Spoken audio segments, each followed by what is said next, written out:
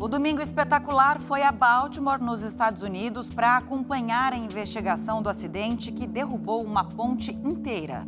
As imagens impressionantes correram o mundo depois que um cargueiro atingiu uma das pilastras da estrutura metálica.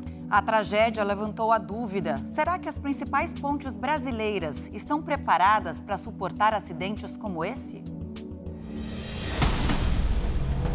5 minutos foi o tempo que o navio com bandeira de Singapura levou para colapsar a estrutura de aço da ponte Francis Scott Key. Tudo desabou de uma altura de 50 metros.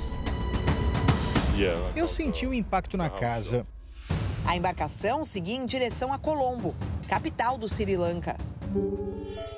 Com 300 metros de comprimento, quase o equivalente à altura da Torre Eiffel, o navio tinha capacidade para 10 mil containers. Calculando a energia do impacto, equivaleria a 50 carretas grandes rodoviárias, batendo no mesmo ponto a 50 km por hora. Primeira tentativa de chegar em algum ponto que a gente consiga visualizar a ponte caída não deu certo.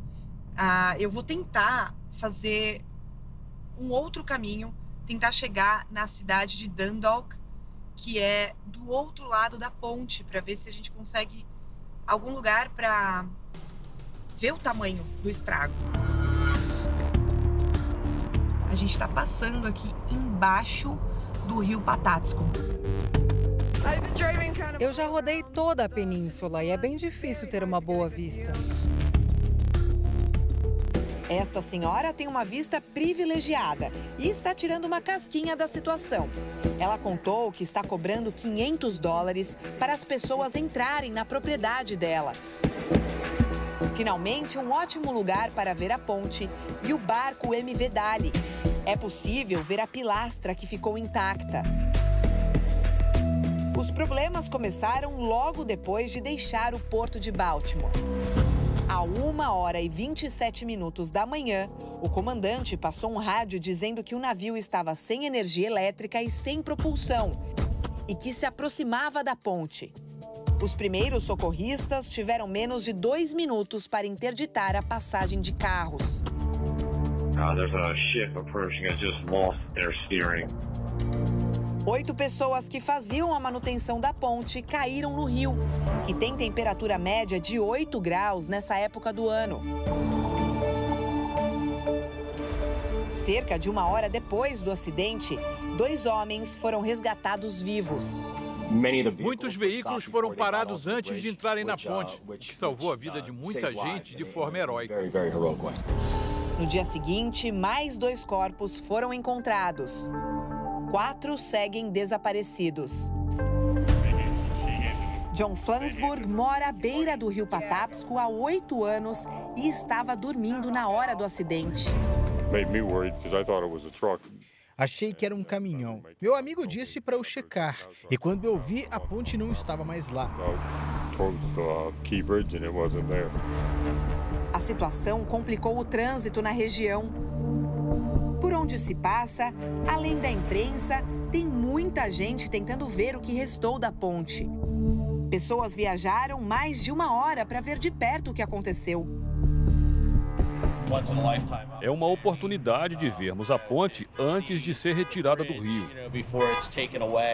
Normalmente estariam passando aqui atrás de mim centenas de carros. Diariamente, 34 mil veículos atravessavam o rio Patapsco pela ponte Francis Scott Key, que permanecerá fechada por tempo indeterminado.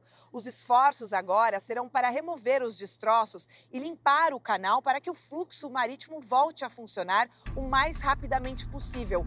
O presidente dos Estados Unidos, Joe Biden, liberou uma quantia de $60 milhões, o equivalente a 300 milhões de reais, para a operação de limpeza.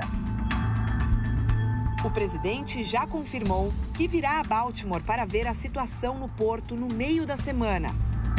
Segundo o governador do estado, o primeiro dos 4 guindastes que vão fazer a retirada dos destroços já está na Bahia. A máquina é capaz de levantar até 1.000 toneladas. O Porto de Baltimore é um dos mais importantes dos Estados Unidos, fundamental para fabricantes de automóveis e empresas de energia. No ano passado, Baltimore movimentou um recorde de 52,3 milhões de toneladas de carga estrangeira, no valor de 80 bilhões de dólares. É também o segundo maior porto de exportação de carvão dos Estados Unidos. O Porto Parado atinge diretamente 15 mil trabalhadores e 140 mil pessoas indiretamente. Dos 22 tripulantes do Dali, ninguém ficou ferido. Eles já foram ouvidos pela polícia que investiga a causa do acidente. Segundo o mercado, este vai ser o maior seguro marítimo já registrado. A previsão é de que a ponte leve anos para ser reconstruída. Isso provavelmente vai ter uma penalização a mais sobre o proprietário da embarcação. No Brasil, também há acidentes, mas o sistema de segurança é diferente do que existia em Baltimore.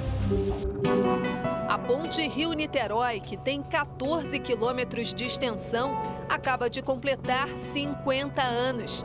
Pelo menos 6 navios já esbarraram na ponte desde a construção. Mas a estrutura não sofreu dano algum. O último acidente foi em 2022. A Baía de Guanabara é um cemitério de embarcações de médio e grande porte. Muitas delas, mesmo com tripulação, estão aqui há muito tempo, presas apenas por âncoras que se desgastam com o passar dos anos. Era 4 de novembro e ventava muito no final do dia. Um cargueiro de 200 metros de comprimento e 30 de largura, que estava abandonado desde 2016, se soltou e bateu em 6 pilares da ponte. Mas só o guarda-corpo, que é uma espécie de mureta que protege os carros, ficou danificado. Pontos importantes que diferenciam a ponte Rio-Niterói é que aqui a estrutura é de concreto e não de metal. E as pilastras têm uma proteção que evita a colisão direta. Elas amortecem o impacto. O monitoramento das embarcações é constante. Aqui dentro da capitania, que possui sistemas de monitoramento em tempo real, com sinais transmitidos pelas embarcações, de GPS, por exemplo, de localização, e por meio de câmeras de vídeo. Um sistema de segurança para evitar aqui no Brasil cenas como as registradas nos Estados Unidos.